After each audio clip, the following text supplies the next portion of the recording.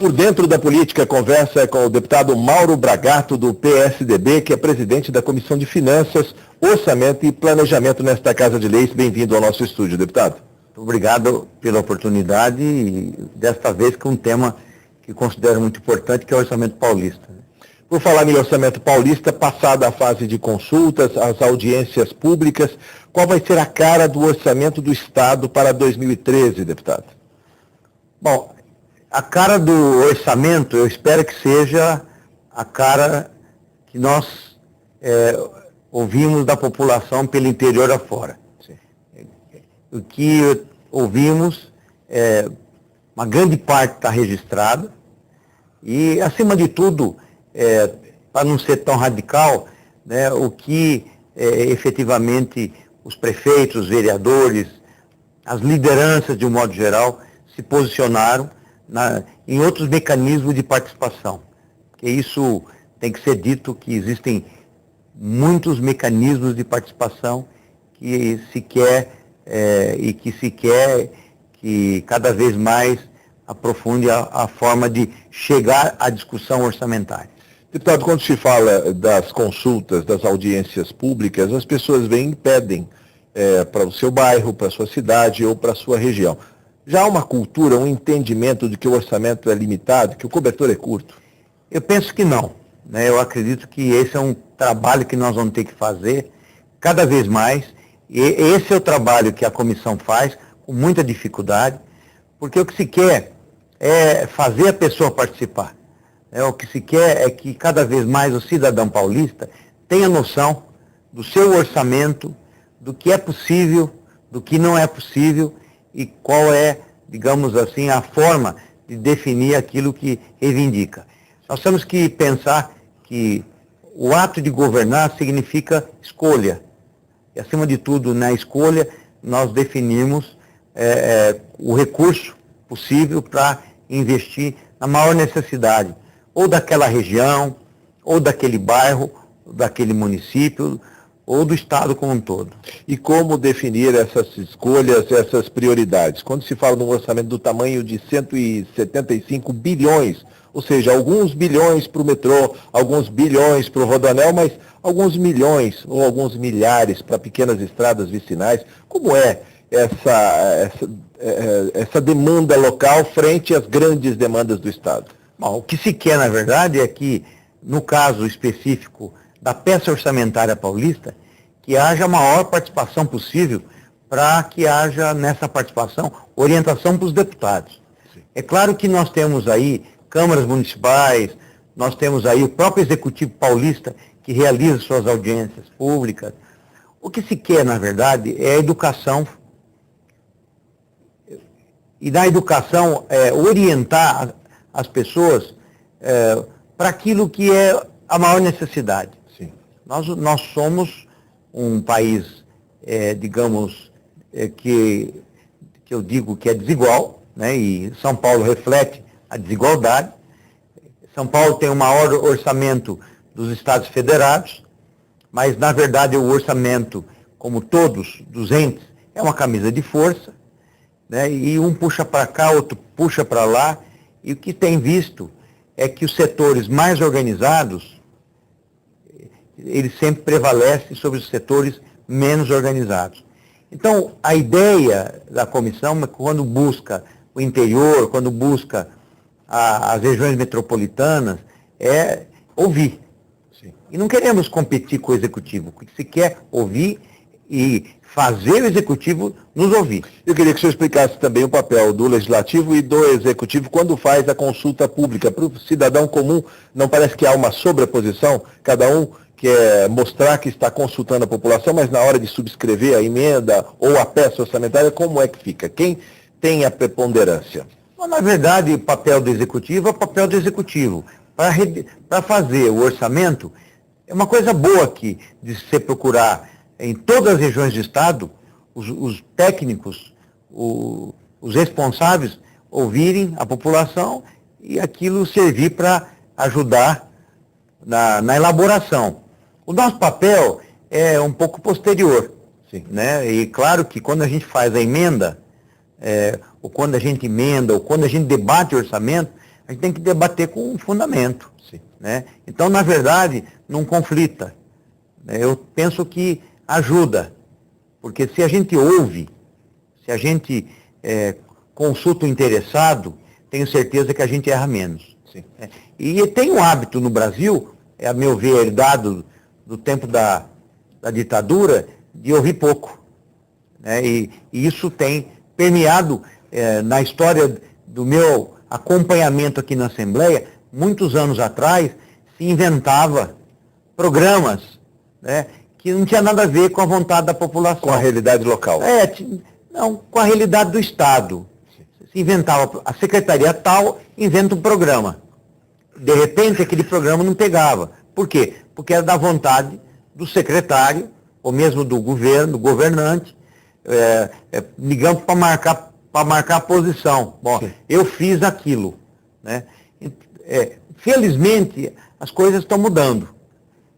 Existem os programas calcados nessa pesquisa que o Estado faz, calcado e observado nos nossos relatórios, nas nossas emendas, que são milhares aqui da Assembleia, né, e mesmo das comissões temáticas e da nossa comissão, e eu penso que cada vez mais a população está ciente de quanto arrecadamos, né, e de quanto tem para investir.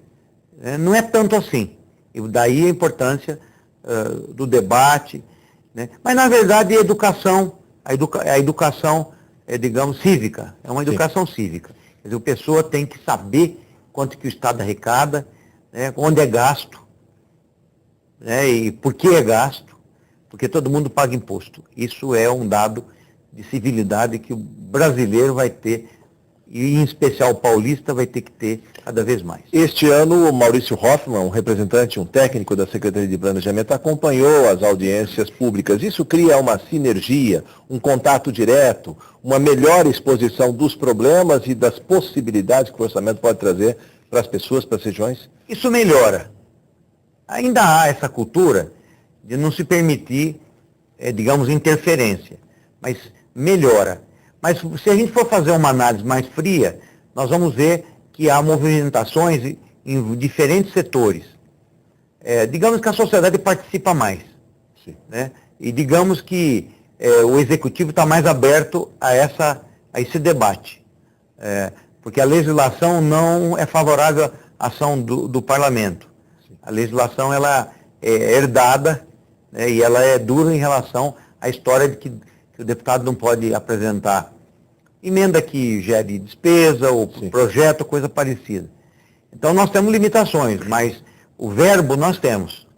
Podemos a verba. Nós temos o verbo. E o verbo está muito a 100%, isso eu falo 100%, está fundamentado na reivindicação coletiva. Deputado, sobre as audiências públicas, muito se falou esse ano, também houve um certo esvaziamento, talvez por conta do calendário eleitoral, mas o que precisa mudar em termos de eficiência, de eficácia nesse trabalho de consulta? Bom, na verdade, eu calculo que esse ano tivemos o problema eleitoral. Mas, de qualquer forma, nós temos que ser realistas. O modelo tem que ser aprimorado. Nós temos hoje um desenho que está se confirmando, uma mudança na estrutura administrativa do Estado. A própria Assembleia fez audiência pública, fez inúmeras audiências públicas, por exemplo, sobre aglomerado urbano de Piracicaba, sobre aglomerado urbano de Jundiaí, a região metropolitana do Vale Paraíba, mesmo da capital.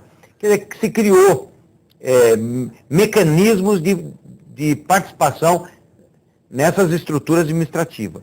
O que nós vamos ter que ter agora, daqui para frente, é uma conversa com o governo do Estado, o secretário Semeghini, para ver até onde vai isso. Porque nós precisamos, e eu penso que a comissão vai ter que ter um olhar sobre esses conselhos.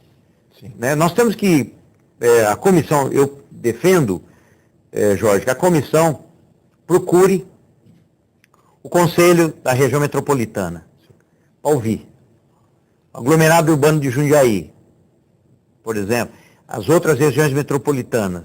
Para quê? Campinas, Santos. Para quê? Para começar a conversar com quem está lá votando e com quem decide. São entes novos, se pode falar, porque na cabeça do cidadão que paga o imposto, tem o governo federal, tem os estados e tem os municípios. Agora, com a figura das regiões metropolitanas e dos aglomerados urbanos, é um ente novo que aparece na hora de discutir uma fatia desse bolo do orçamento? É um ente novo. Numa região metropolitana como a de São Paulo, se não me falha a memória, são 39 municípios. 39 municípios. Então, você tem lá um conselho composto pelos prefeitos. Então, tem uma assembleia, né? E aí é importante que a comissão de finanças converse com essa assembleia. Sim. Porque nós precisamos saber o que eles estão reivindicando. Não é diferente com São José dos Campos, a meu ver, não deve ser diferente com o Santos, Campinas, com o aglomerado urbano de Piracicaba, Jundiaí. Agora nós temos um debate aí que está começando a aprofundar em relação a Sorocaba, depois Ribeirão Preto, depois São José do Rio Preto, e assim por diante. Então, se desenha um novo quadro. Sim. E nós temos que, em função disso, também prestar atenção. Porque fazer audiência, digamos assim, aberta, sem prestar atenção àquilo que nós aprovamos aqui, eu acredito que estejamos aí cometendo também um erro. A comissão foi recebida pelo secretário Seneghini e eu queria que o senhor falasse um pouco de um tema que é muito caro aos deputados e que foi muito discutido nas audiências públicas, que é a regionalização. A regionalização dos investimentos e, quem sabe, no futuro até do custeio. É verdade, é esse assunto que eu estou dizendo aqui. Quer dizer, como é que nós podemos regionalizar a discussão da aplicação na região metropolitana, se não ouvindo quem agora pode ajudar a definir? Sim. Correto? Então, a regionalização é um dado real. Quer dizer, nós estamos avançando. No começo, quando se começou a discutir a história de abrir o debate sobre o orçamento paulista, muita gente torceu o nariz, né? Muita gente discordou. Mas, aos poucos, isso está avançando. Porque, na verdade, o que se quer é que haja um conhecimento mais profundo do orçamento. Porque nós precisamos saber o dinheiro que tem, sim, os programas existentes e a aplicação correta, né? E aí, se nós não tivermos essa preocupação, a Assembleia Legislativa, quem teria? E falta a transparência quando se fala em orçamento. Muitos deputados vão à tribuna e ainda citam a palavra caixa preta do orçamento, caixa preta. Parece que é uma caixa indevassável, muito se desconhece do que está dentro da peça orçamentária, como se ela viesse trancafiada, chegasse a essa casa e pouco houvesse para discussão, deputado. Eu acho que é um ato falho de quem fala, porque é um ato de conhecimento, né? Já existem sistemas que dão essa transparência. Eu acredito que a transparência se dá em função da nossa participação. Eu acredito que o grande problema que nós enfrentamos, não é só aqui, de um modo geral, é o dia a dia, né? A velocidade da aplicação da verba. Aí é mais difícil você acompanhar, porque isso seria, e teríamos que avançar na fiscalização. Sim. E a fiscalização é muito deficiente, né? Eu não diria que o orçamento, a peça seja uma caixa preta. Eu diria que o problema é muito mais do legislativo se organizar para tal coisa. E nós não estamos ainda suficientemente preparados para tal trabalho, porque exige estudar. Sim. Exige estudar, pesquisar, pensar numa assessoria mais técnica, mas está andando. Eu não sou pessimista, não.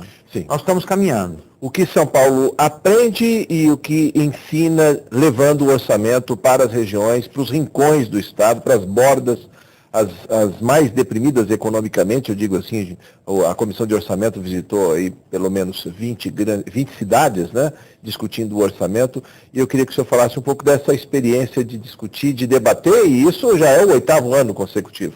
O que nós aprendemos e constatamos, digamos, a disparidades regionais. São Paulo, como o Brasil, é desigual. Isso é um ponto.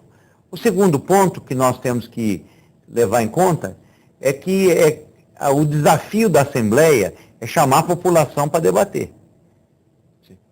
Nossa tarefa não é executar, nossa tarefa é trazer os anseios da população para o orçamento, né? Então, na medida em que houver essa participação, na medida que os deputados tomarem conhecimento da realidade paulista, fica muito mais fácil aplicar bem o orçamento do Estado de São Paulo. Porque, claro que quem foi eleito que dá o tom, sim, né? Quem foi eleito que tem caneta para assinar o cheque, como diz na linguagem popular. Mas nós podemos contribuir, e daí eu quero dizer que a Assembleia contribui para o orçamento ser mais justo. Mas muito se critica também que o orçamento é uma peça autorizativa. Segundo, que ele também está muito atrelado a demandas constitucionais, ou seja, obrigações. O orçamento está atrelado a uma lei de diretrizes orçamentárias, a um plano plurianual. O que não é discutido numa peça não pode necessariamente constar em outra peça. Isso está sendo mais bem entendido, pelo menos nesta casa? Os deputados já estão entendendo esse nível de discussão? O problema no Brasil é que se legisla muito. Tem o PPA, tem a LDO, tem a lei orçamentária, né? É muita burocracia, muita burocracia. Mas é um andado de realidade. Eu diria que o grande desafio é chamar a participação. E na chamada da participação, fazer a Assembleia compreender a realidade. E na compreensão da realidade, aplicar bem o dinheiro, né? Eu penso que esse é o desafio nosso. E também eu quero dizer, Jorge, que ninguém tem preocupação de ficar dizendo assim, eu consegui tal emenda, eu estou conseguindo tal obra. Não é nosso papel. Nosso papel é ser portador da reivindicação. Porque no Brasil é o seguinte, o legislativo quer executar, o executivo quer legislar, o judiciário quer legislar, então vira essa confusão das instituições. Com o tempo, até porque nós vivemos num país de democracia nova, e então isso vai aprimorando. Mas no caso específico da nossa comissão, o trabalho está sendo feito. Sim. E temos muitos desafios. O primeiro desafio é cultural, é fazer os deputados compreenderem a importância de participar, inclusive, das audiências. Isso é importante, porque a gente vai em muitas regiões, os deputados da cidade não aparecem. Fica difícil e fica complicado para nós. E a segunda questão é fazer também o executivo compreender que nós não queremos competir em matéria de aplicação orçamentária. O que a gente quer é contribuir. Deputado, como fica a questão do funcionalismo? Ao longo desses anos, onde a Comissão de Finanças, Orçamento e Planejamento vai às regiões administrativas, aos aglomerados urbanos mais recentemente, sempre recolhe demandas do funcionalismo. Educação, os professores aposentados, o DR, né, os funcionários do transporte, da saúde, do Centro Paula Souza, da polícia, da defensoria. Como o senhor tem observado essas demandas no contexto ao longo dos anos? Olha, o que eu posso dizer é que o governo estadual, a meu ver, incorporou muitas dessas reivindicações a partir das nossas audiências. Porque os relatórios que a comissão faz são relatórios bem completos e muito bem fundamentados, né? Quer dizer, a Assembleia Legislativa contribuiu para tudo isso, né? E se você for fazer um estudo mais detalhado, você verá que tem programas de governo que a Assembleia, através da Comissão de Finanças ou das comissões temáticas, contribuiu muito nesse sentido. Sim. Alguns programas estão, digamos assim, reforçados, porque a Assembleia opinou que é por aí que a coisa deveria caminhar, né? Na verdade, eu sinto que o que a gente tem que ter é clareza, né, do que a população está pensando. Não dá para, como eu estava dizendo, repetir fórmulas anteriores, que inventavam um programa X, porque o cara que bolou era era uma tese de mestrado ou doutorado dele, né? E sempre existiu na máquina pública isso.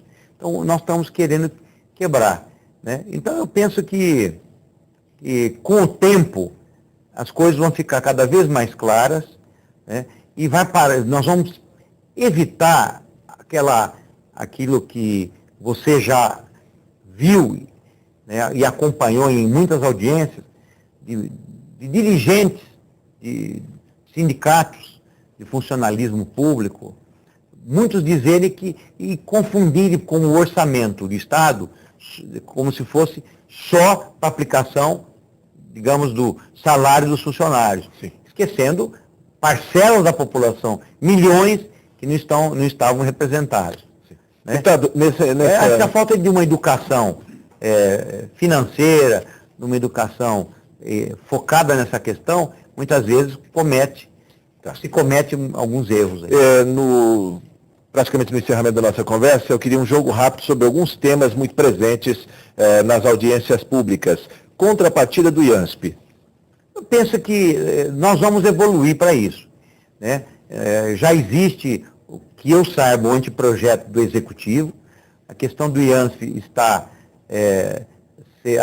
será debatida aqui na Assembleia, porque tem uma decisão, se não me falha a memória, do Supremo em relação a ser facultativo, né? Mas, de qualquer forma, eu vejo que o IANSP é uma pendência que nós temos e que o Executivo vai ter que buscar uma solução para esse problema. Questão também aí dos investimentos em saúde, porque embora seja o sistema SUS, muito se cobrou novos hospitais regionais do Estado, inclusive isso é possível quantificar o quanto vem de retorno para a saúde pública, ou seja, quando eu invisto um dinheiro numa região, aquilo dá frutos. Eu lembro aqui, a sua Presidente Prudente, sua região, onde houve uma redução de mortalidade infantil, dá para quantificar nessa Casa de Leis o quanto dinheiro que se coloca e o quanto tem de retorno? Olha, nas nossas audiências, que aparece muito ajuda às Santas Casas. As Santas Casas. As Santas Casas e mesmo hospitais filantrópicos. Que são os Santas Casas, hospitais filantrópicos e hospitais estaduais, uma reforma. Sim. O governo do Estado está investindo bastante nessa rede. A grande questão, e que pega e confunde, muitas vezes é a atenção básica, que é competência do município, e a questão da tabela SUS.